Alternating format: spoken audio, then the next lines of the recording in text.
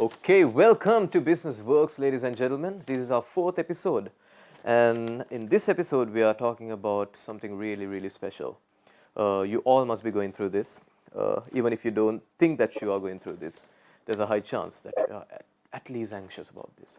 So this is the because of the COVID-19 situation, every one of us is going through changes in lives and let's talk about job security, and let's talk about the economy. Let's talk about our relationships. Everything's changing, isn't it? So because of that, I thought of talking about mental health and domestic abuse and violence on today's show. So for that, I brought in some really, really special guests who are working in this sector, helping people in terms of domestic abuse and violence and victims and mental health and well-being. So the first person that I wanted to introduce you, she's actually also the director of UK Asian Film Festival, and she's actually starting some helplines, especially for UK filmmakers and UK film crews. And let's get to know all about this. But she's Dr. Pushpinder Chowdhry. So, Dr. Pushpinder, welcome Hi. to the show. Hi, thank you for inviting me. And I would like to take this opportunity to talk about a very important issue, which is to do with mental health, and especially people who are in arts, filmmaking, media. For me, that is just so important. Mental health never had the same status as physical health. People would go to gym to keep their physical fitness. They would talk about getting healthy eating and all this. But very rarely they talked about that they need to be mentally fit to be operative. And all of a sudden, with this COVID-19, we are all becoming anxious. We are all becoming isolated. And it's important then to focus on mental health. And in this instance, we have put forward a helpline, especially for artists, who I feel that especially because their profession actually rely on other people's appreciation of their work, and they need validation for every film they make, every poetry they write, every painting they make. And that is also tied to their livelihood. So they are commission-based, their bread and butter is linked to the kind of work they would produce. Right. They are self-employed, most of them. Most of them also are project-linked. So this COVID-19 had higher their anxiety and their isolation, and they can't see what's going to be the way out of this. Indeed, like it's really important to talk about all this because sometimes we don't even feel that we are going through this, right? Sometimes it's going to be really really hard to understand the situation of others as well. But then there's another guest, ladies and gentlemen. She is the chairperson of Dawn Charitable Trust, and she works She helps a lot of people in terms of domestic abuse, mental well-being. This is Rani. So Rani, love to have you. Is Rani online? Yup. Hello, Rani. How are you doing today? Hi, pleased to appear on the program.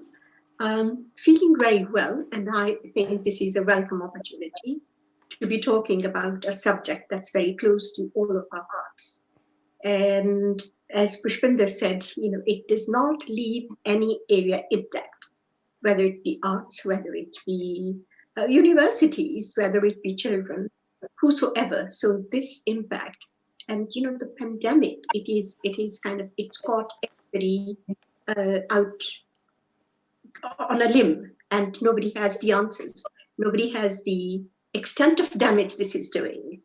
And what this is doing is it is attacking people's livelihoods. So in general terms, there is a lot that we don't know, and we don't know what the outcomes are going to be. So because they are going to pan out, there's going to be a lag time. But in the meantime, what is already started happening through the close down, and it is very relevant to the subject today, is the rise in domestic abuse. And as we go on, then I'll dwell on that a bit more. Perfect. Ladies and gentlemen, that's Rani Kalha, the chairperson of Dawn Charitable Trust. So now, since we are talking about mental health, let's the first segment we would like to talk about mental health, because this impacts every one of us. So Pushpinder, if you can give us a glimpse as to, because there are so many changes that's happening, how do you think that this affects the society? As Rani was earlier mentioning, it touches not just UK, but the whole world. So there is nowhere to run. Yeah. So we can't say, okay, if I can't find a job here, if I can't find a market here for my talent, I can go to another place. So we are really shut down all in this. But technology has also united us together. So, for especially, as I was saying, that for people who are in arts, filmmakers, they can still get together online to talk about how they are feeling. And that is the reason we are actually setting up this line, so people can ring in, talk about their creative aspirations, how this has to be, how we can help them motivate, direct them in a way that they have an outlet, and that there is going to be something important, creative coming out of this. And we feel as a arts organization, we have a responsibility to our members, to our clients, to our audience, because we have in recent, especially this week, seen some of the businesses are being opened, be it in a very small scale. But opening of galleries, opening of theaters, opening of cinemas seems a long way off. So what we want to do is find out how creatively we can move forward and have a platform, create a new kind of platform for their work. And for this, we need to look after our mental health. And mental health, not only of individuals, but it's very much important that the organization, the workplace, the other people that we work with have a good mental health, because only then we can rise above the isolation, the anxiety, and all the other related issues that affects our mind. But more, I think for me, people who are already before this COVID-19 had mental health issues, had anxiety, had especially OCD. If they were already kind of had a condition, this environment has made it even worse for them. So I would like them to feel that where we, as an organization, provide a platform for them to show their talent and express their creativity, we can also motivate them and support them. And I'm a qualified psychotherapist, so for me, films are a good way to tell stories. And we are equipped to listen to people, their stories, and see what can be creative options for them to move forward, and not only talk about. So in a way, move a little bit of stigma attached to mental health, that they could go to their ordinary organization and talk about how they feel and how they can be motivated, how they can be more creative. And I think being creative is the glue that actually balances our mental ability, mental health, and it is different than mental illness. And we have the expertise in our organization. Should people need to be assessed and fast-tracked into appropriate organization, like Rani was saying, if there is issues of domestic violence, then we can refer people on appropriately. We have that ability to assess clinically and appropriately refer them either through their GPs, fast track them if there is suicidal issues, fast track them to hospitals, direct them to their GPs.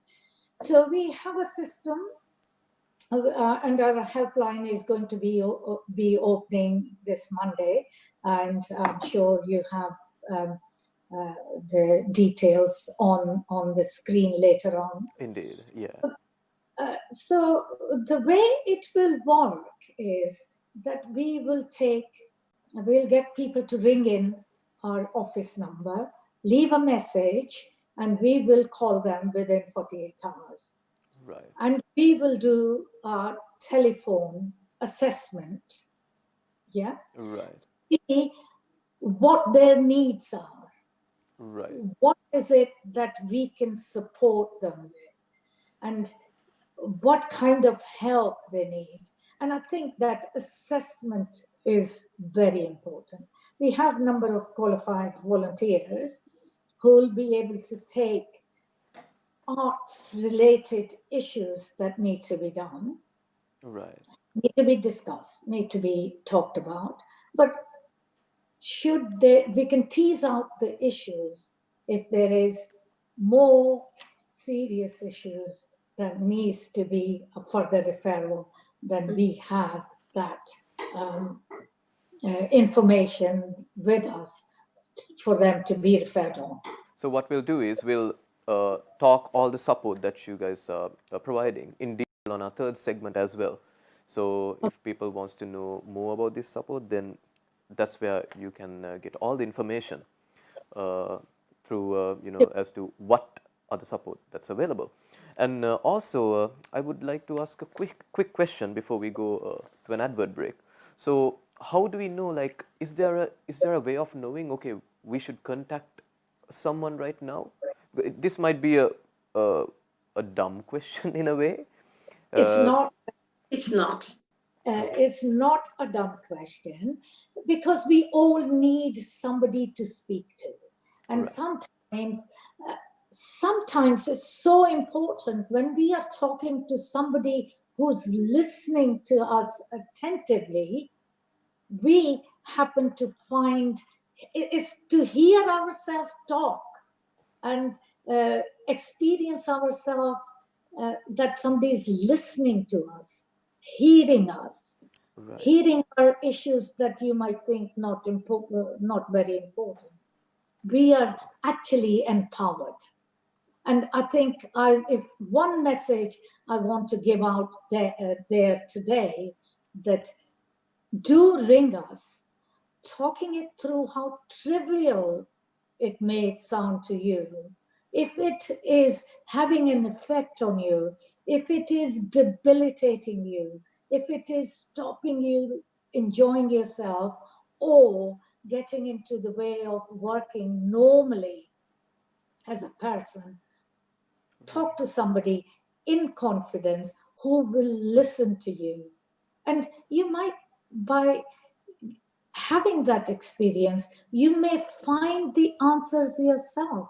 That is so amazing, that when we talk aloud and not live in our heads, then we actually are throwing in the air our issues, our concerns, our anxieties. And that, if somebody is catching it in their ear, we feel that we've left it with somebody. And I think it's an amazing, trusting experience where we can tell somebody how we feel without being judged. Right. And that's an amazing experience. I think that's an important point. If you're feeling that you can't work as normal as before, or if you're feeling that you should be talking to someone about this, don't hesitate. You should. So that's we are going to talk more about these helplines in our third segment. But for now, what we're going to do is we're going to go for a quick break and see you guys soon.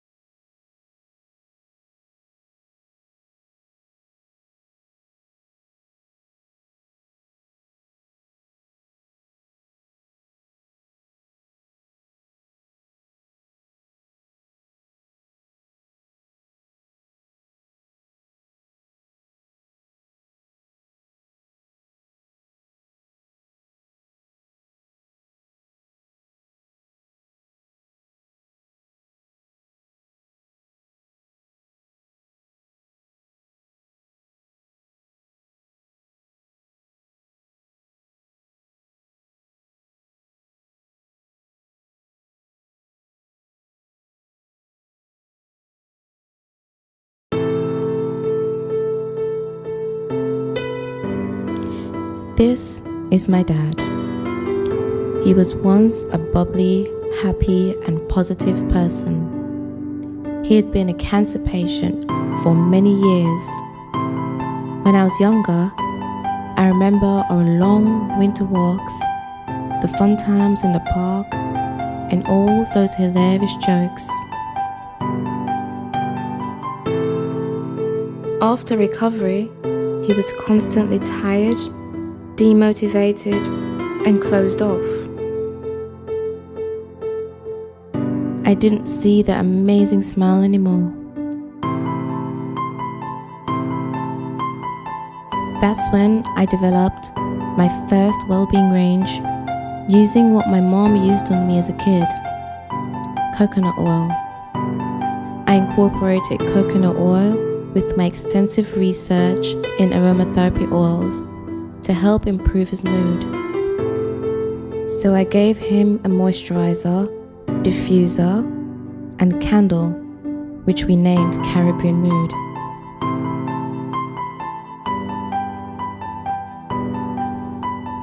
I saw a difference in him, and I saw the amazing smile he used to have.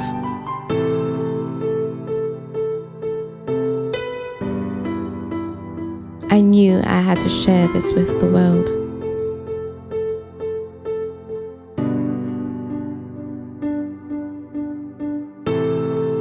Okay, giving the organic lifestyle you deserve.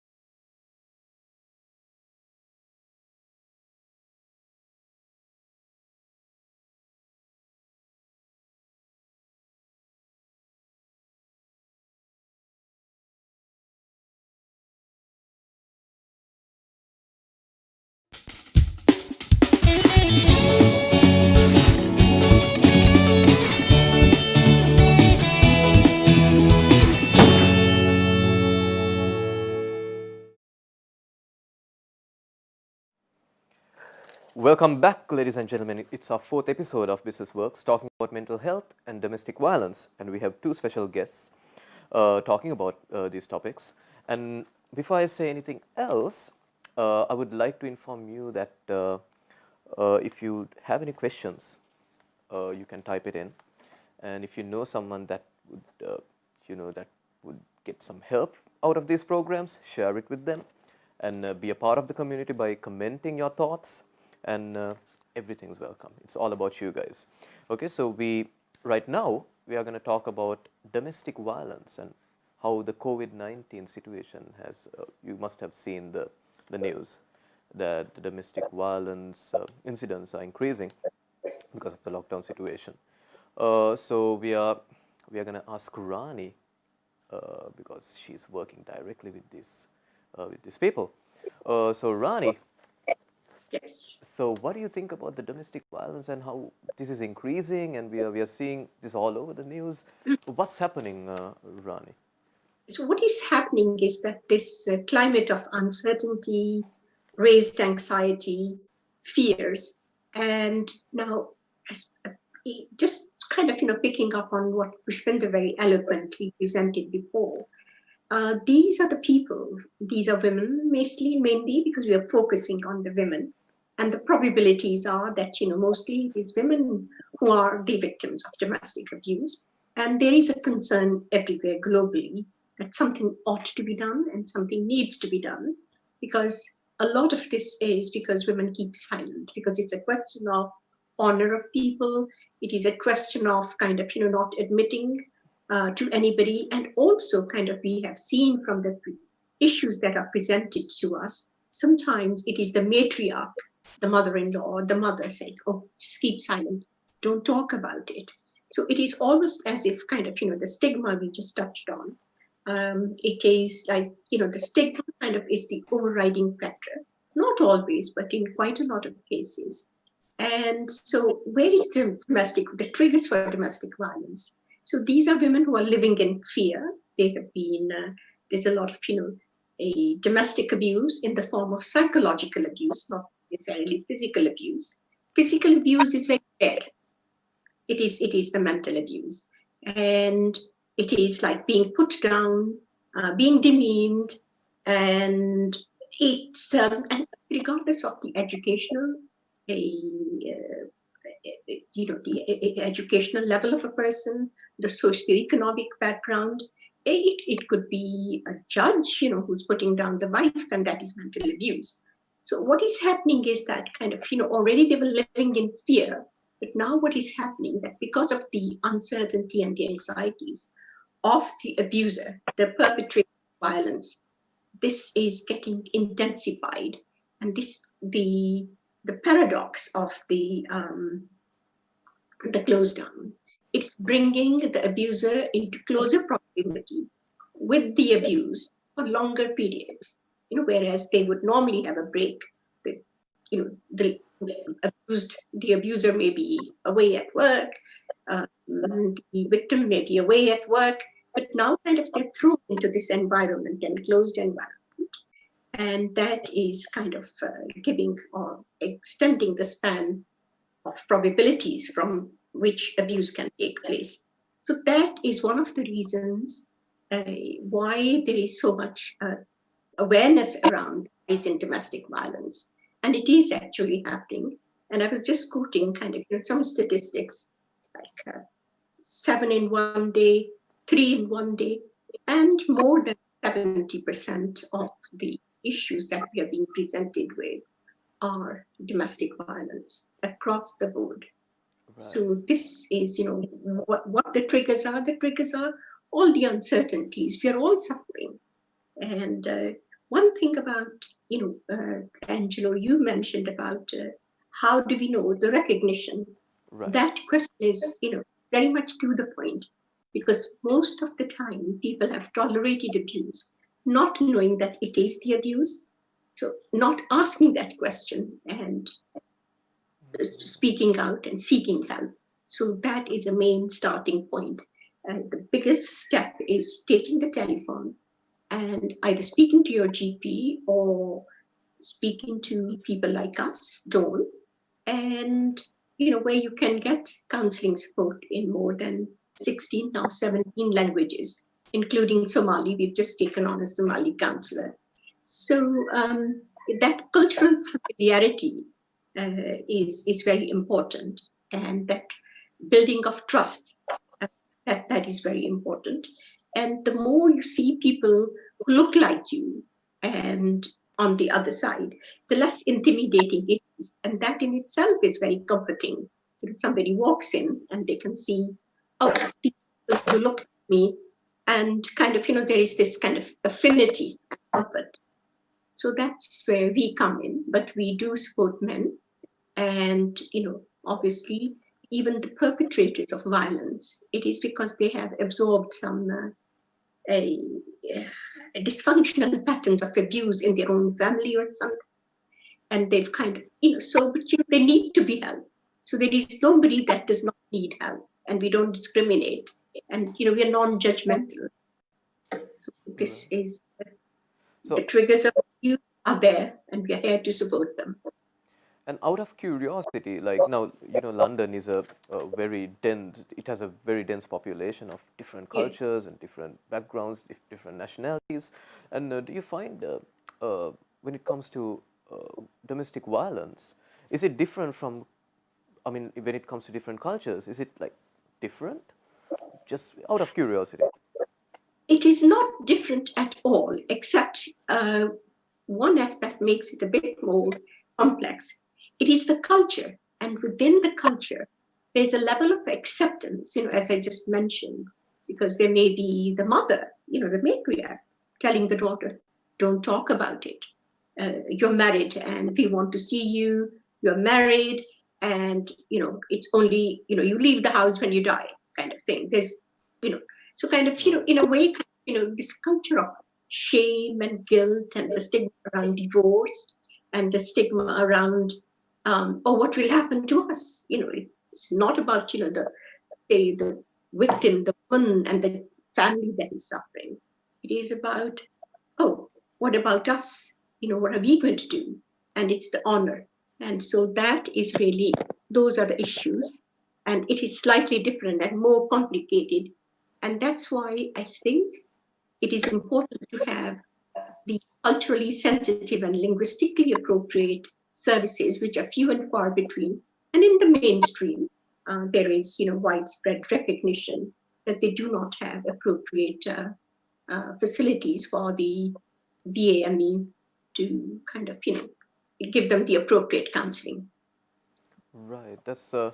What I think about when I hear all this stuff, at this particular point, it must be difficult for some families because they're stuck inside a small space. Absolutely, that is part of the trigger. Right. So, if you can't go out, then how are there any possibilities as to how they can communicate, or how will they be able to speak to someone, even on a telephone? Will it?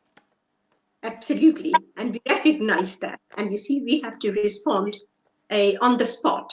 And what we did was that, some of the women, they're not even supposed to have, there's so much control, they're not even supposed to have a telephone.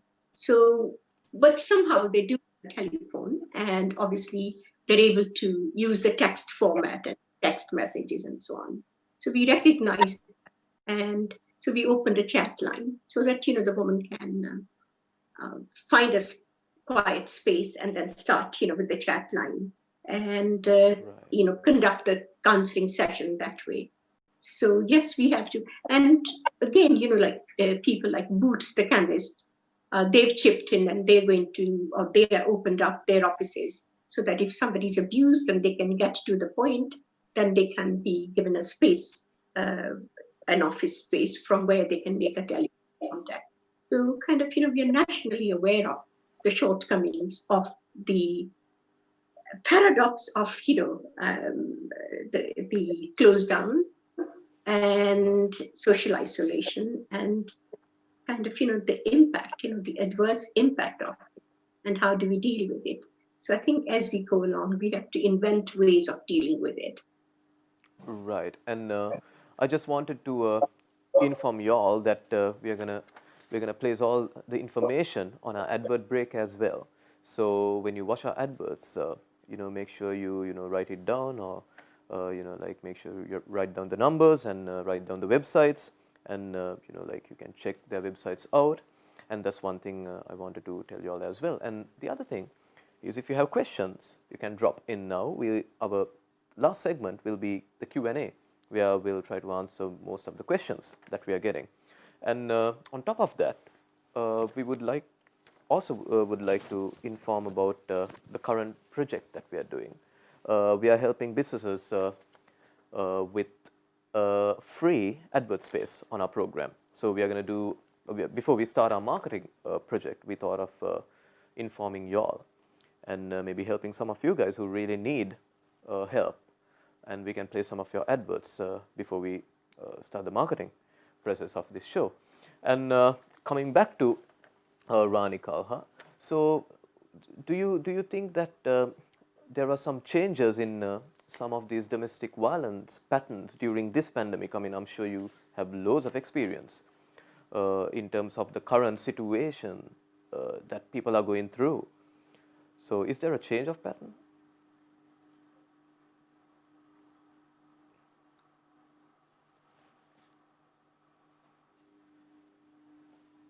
Has kind of consistently remained in the kind of, just below 70%, 65, 66. And there's a trend, that has been constant. But right now, what we're seeing is that the trend is rising quite a bit.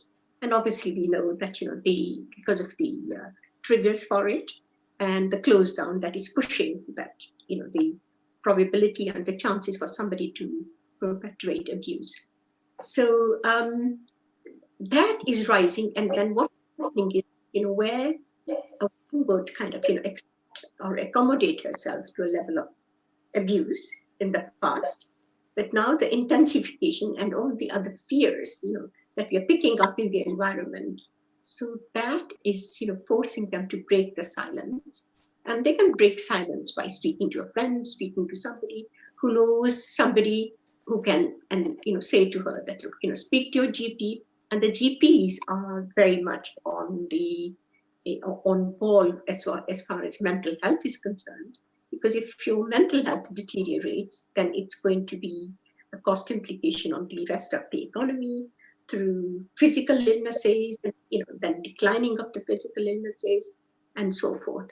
So kind of, the whole of the community, the support community, is working together, but it's just that initial recognition, an initial kind of, breaking the silence through somebody, and the first person, if nobody else, can be your GP.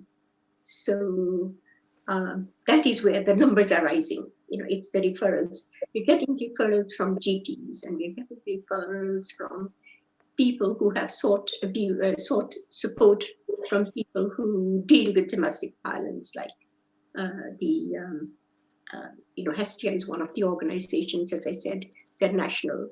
And so it's through the grapevine. But, I think what we need to do is, we need to publicize more. We have to strip away the stigma. I know that, the high profile cases recently, the football guys, the icons, the royal family, and so on, they have done quite a lot to make mental health and the exacerbation of mental health in certain cases normal, which should be normal. Because you have a cold, you go to the gym, you get some. It's the same way that, we want to kind of, put mental health, and Pushpinder touched on this earlier, we want to put mental health on par with the physical health. So that kind of, this kind of disconnect has kind of, led to a lot of the aggravation of the problems. Indeed. So, ladies and gentlemen, so we are going to go for a quick break. But before that, we are talking about mental health and domestic abuse and how the COVID-19 has, what's the correlation of COVID-19 on these two elements. So, we've got two special guests talking about the subject. And we are going to come back talking about the help and support that's available for you guys if you're going through any domestic violence situation or mental health and well-being. We are going to talk about it after this break. AI Infinity really is about helping companies to enable them to use AI at the optimum level and to be more AI-driven companies to solve complicated use cases about the fraud, an example, or maybe customer engagement, facial recognition, and we just wanted to help them to be that. We would see ourselves as visionaries in detecting some edge computing on a very real-time basis of applications. What we have here to enable companies to apply in different verticals. Hi, it's Raj Mupala, founder and CEO of AI Infinity. We're all going through this COVID crisis. I'm sure it's affecting businesses and people. So as an AI company, we thought of helping businesses to understand customers better, and we created an application, Alive Core. It helps businesses to understand customers' risks and issues, sentiments very quickly, and obviously with less staff. And a typical example is that we're all going through in this COVID crisis to reach out to our banks and institutions to express our concerns, and there was no staff available to do. So our technology and application really helps to automate some of these processes and to help better customer experience and understand sentiments better. So stay tuned for more information and visit us at aiinfinity.co. And in the meantime, I would say stay healthy, take care, and we all go through this together. Thank you.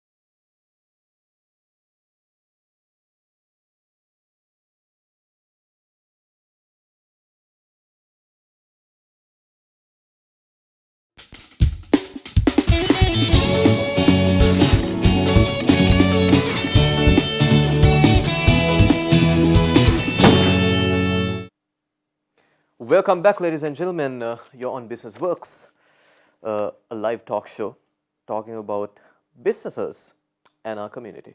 So this talk show is all about giving you value, adding the community some value. So if you get something, if you're getting something out of this, make sure you subscribe to our channel and share this with your friends and family. And today on Business Works, we are talking about mental health and domestic abuse. And we have two special guests who are talking about the subject.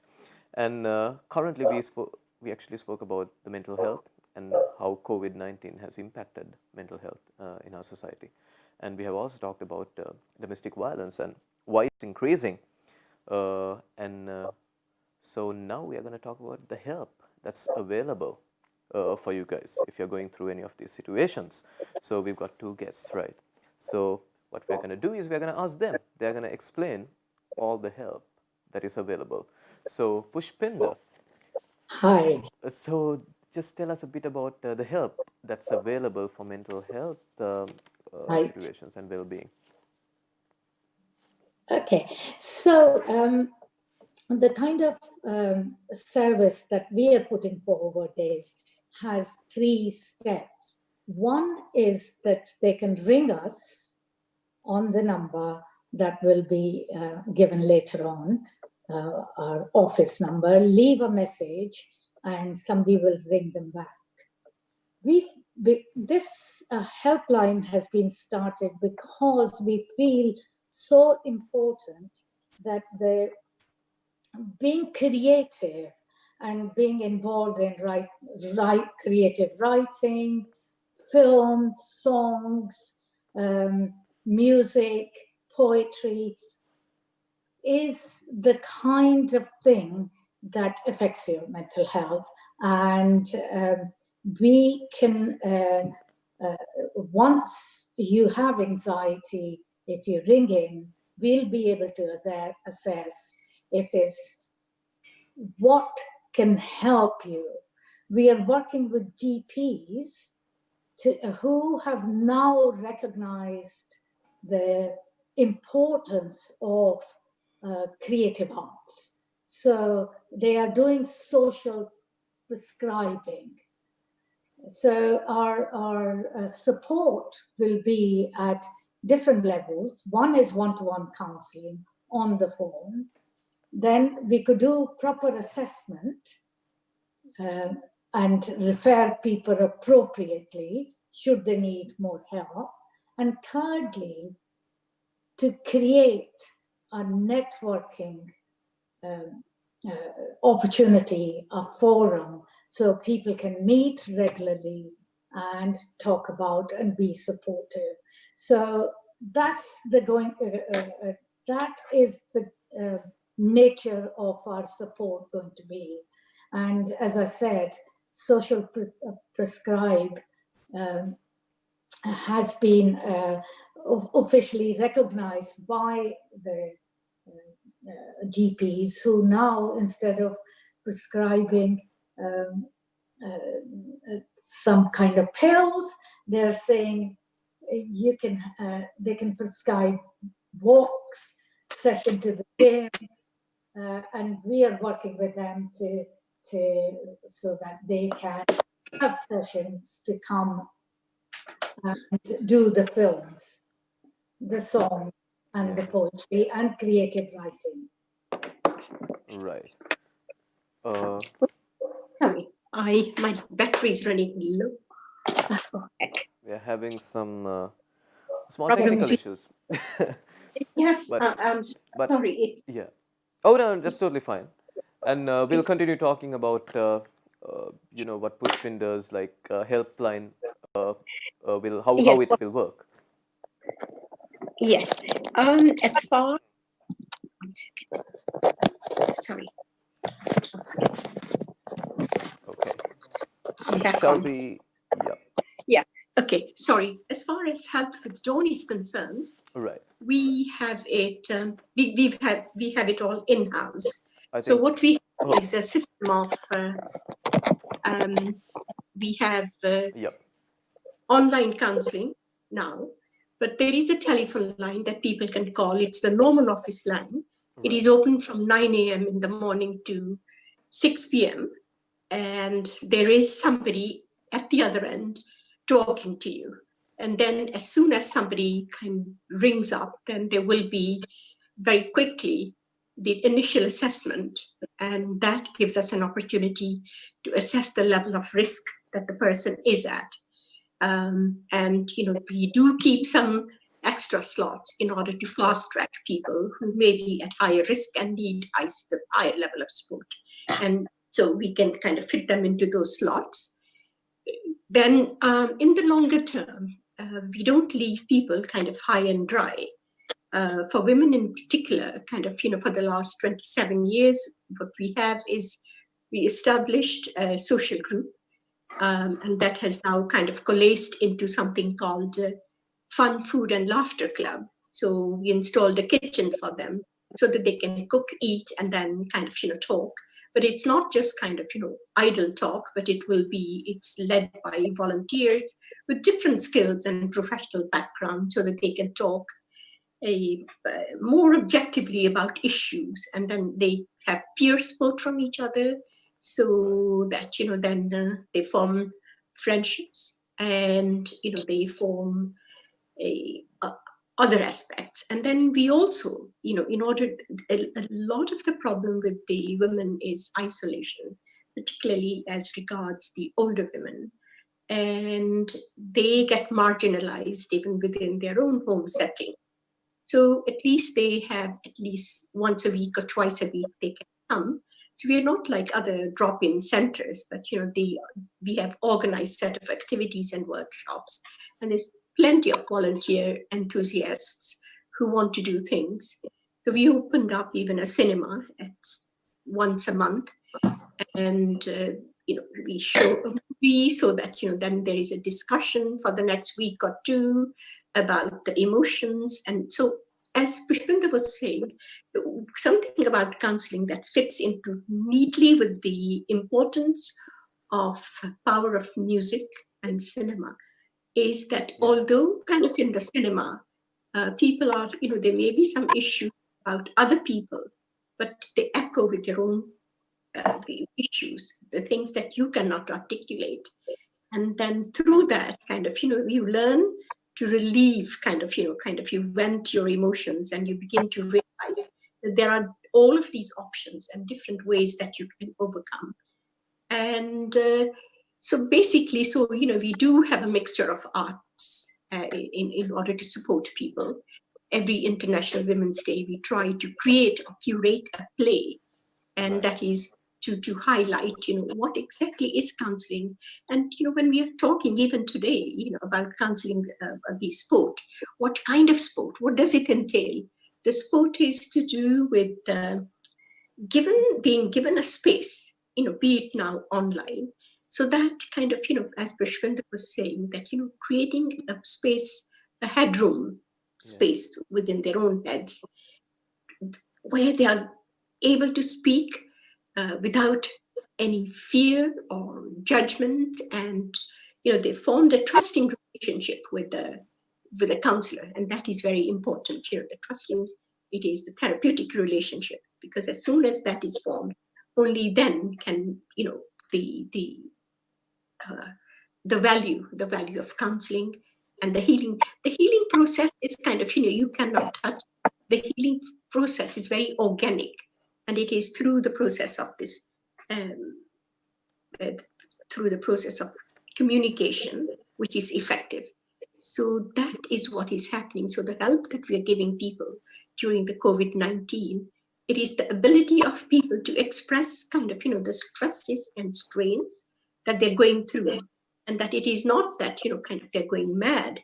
It is just that, the tolerance threshold, there is a level beyond which it becomes problematic. They cannot go to sleep. They're constantly kind of living in fear. They cannot be themselves. And so those are the kind of tensions that really initially kind of push people to break their silence. And it's magical. The success rate that we get in Dawn, because often we have to portray what is the success rate. And nobody has ever walked out. Nobody has ever left counseling between sessions, because normally we give a course of 10 sessions, and that gives us as well as the client enough time to get used to the concept of counseling, get used to counseling per se, and then kind of beginning to realize that they have the control, they have the power to change within, and then to assimilate that information that's going through kind of this conversation. And so the counseling is kind of very much a matter of communicating effectively. And the fact that we have 16, 17 languages, and so we can capture some of the societies, the migrants and immigrants that are coming in, and English is not necessarily their first language, or they do not speak it sufficiently well to go to a mainstream kind of counseling provision and benefit from it, because then they're going to be so tensed up, trying to understand what's being said and trying to, and for the other person to understand what they're trying to say. So language and culture combined with professional knowledge is something that makes us a bit more, I think, powerful and more effective. Indeed. And ladies and gentlemen, we are going to go to a quick break. But before the break, I would also like to inform that the next session is a Q&A segment. If you have any questions, and I have 2 questions here already, but if you have any more questions, drop us a line. You can comment down on YouTube, or you can, in our live banner, you might see social media banners, so you can go follow us on social media or drop us a message that way. And the other thing is, we are gonna do some major changes in our show, so we look forward to do some major upgrades as well. Before that, before talking about all of these, and we'll go to a quick break, and we'll be right back after this.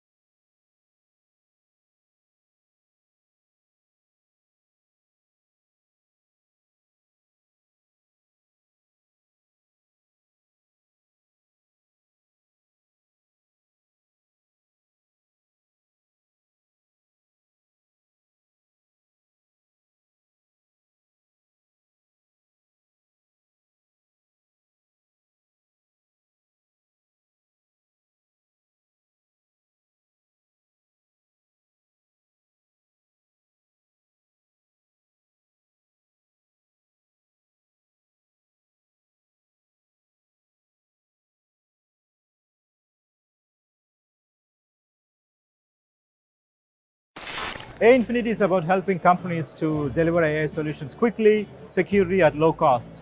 So we developed a platform where the customers can, the organizations can able to develop solutions quickly at a very high speed and a low cost. So the platform has got a power of AI engine and a real good visualizations platform, which is very unique in the market, and it's mainly aimed for AI for business users. So where the business users and the data analysts can able to build AI solutions quickly by using a very quick drag and drop functionality, and they can build solutions in a matter of few hours with our platform. This is where the unique advantage of AI Infinity is about. We help deliver a lot of complex solutions in financial services like fraud detection models, credit card fraud, predictive models, customer engagement, and to optimize business value and increase ROI. So this is a real-time edge detection with AI, computer vision. So it's actually recognizing the people in a real time, as you could see, multiple people walking in here. So you can able to see the recognition of different people and different personas happening as moving in is real time.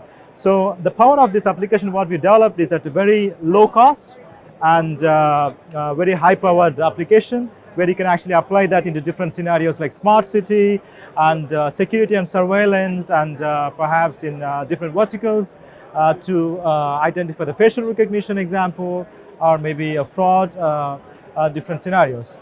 And the power of this application here is that it's very low cost and high power and without internet connectivity. AI at the edge.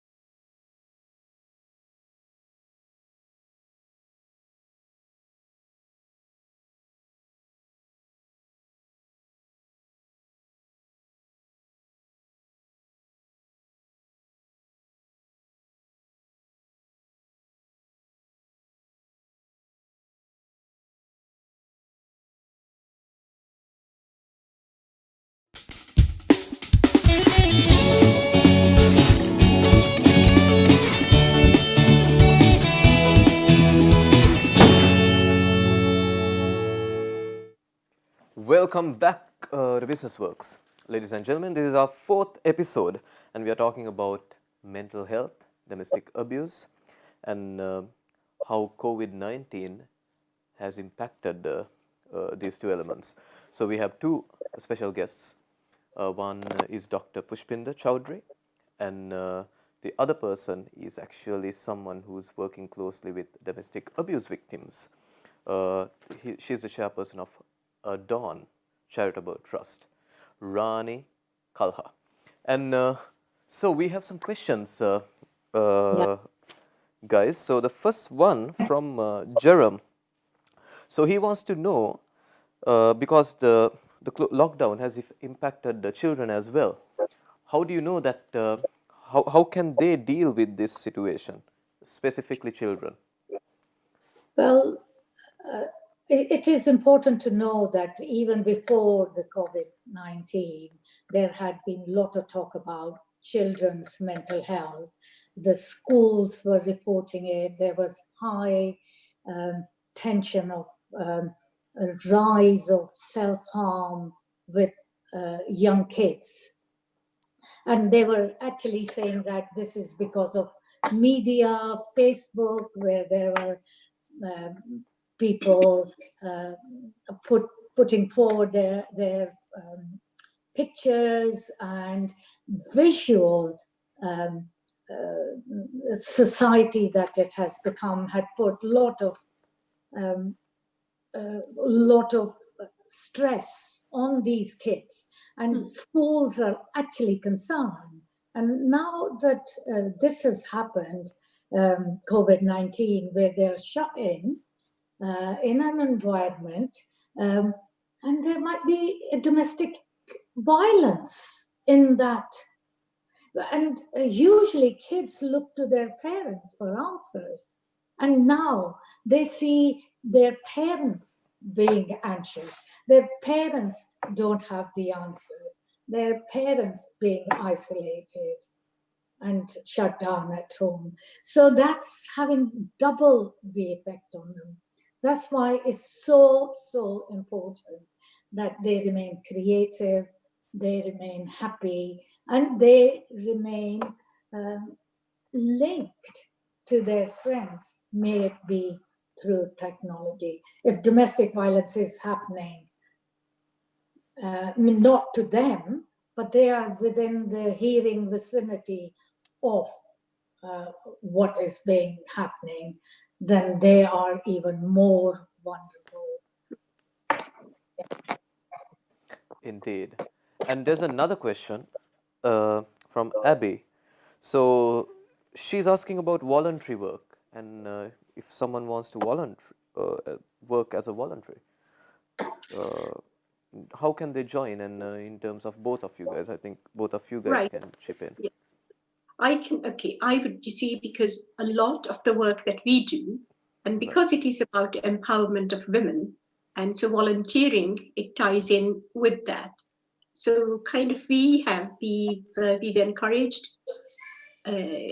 clients who have had counseling, they've kind of graduated and they've moved on. So sometimes in order to express their gratitude, they have come and worked with us in different skills that they can have: arts, dance, singing, painting. They've done creative work. And so, we have, and to volunteer with us, it's a very simple process. You have to just ring up the line, and in our case, you'd have to ask for Ambi, and Ambi is the counseling coordinator, and anybody who wants a telephone will forward the call, and then just say, this is what you're interested in, these are your skills, and then kind of, then we have to conduct the due diligence process, the DBS and so on, to see that if they have exposure to vulnerable people. But we try to get the DBS, anyway, and we have a process of getting that, and we welcome volunteers, and we welcome on the because we're dealing with such a diverse range of issues, and we like to broaden the horizon of the people who come in through all these different people who have skills, and they can help them to see, kind of, look, these are the range of things, these are the range of activities that can be undertaken. So I think it's a very useful and a very healing process, and it's a two-way learning process for everybody who's volunteering. There's a huge reward in seeing that somebody else appreciates your work. Indeed. And what about Pushpinder? Do you all offer Okay. any voluntary work? Yeah, we have a very strong program for training the volunteers. So they could be trained to do the kind of work that they want to do within our film festival, or creatively work with us on judging the films. We run workshops to do different duties on during our festival. We have a short film competition. We train judges to judge the short film, and all these programs are well supported by a number of workshops for the volunteers, and then they go on to be part of the system for our film festival. Now, this helpline that we are going to be opening for, we would be designing a program for volunteers to be part of our networking. Not so much counseling, but they can support the networking setup, but nothing goes without a strong training program. So if there's anybody out there who would like to be involved in the creative industry, want to judge films, want to be part of just helping with the film festival or helping with the networking opportunities, do get in touch. Right, perfect. So what we'll do is we'll add all the information about these services and voluntary work and everything that you all need down at the description. So even after the show, if you press the link, you can just watch the whole program, and you can see all the information and the contact information of our guests as well. You can talk to them, speak to their helplines, get some help if you're going through that, and I really do hope that this helps people who are going through this. So make sure you speak to someone. And so this is it for us for this week. Our time has run out, unfortunately. But we are going to come back hopefully next week. I use the word hopefully because we are doing some major upgrades. So we might not have a program next week, but the week after. But we'll let you know. All you have to do is subscribe to our channel. And if you think that you want a specific topic, you can write to us. Drop down, you can drop a comment. Send us an email at to info@tailmedia.co.uk. We are going to have a separate email for this program as well. It's all about you. It's all about our community. And whatever you need, we'll try to provide and bring in guests to talk about these particular topics. So whatever you need, drop down a comment and do comment about our programs and just give us your thoughts. And hope today's topic really helped you guys, and make sure you use the resources to contact these people. And that's it for today, and we'll see you hopefully next week or the week after. You have a good day, stay safe, and see you guys later.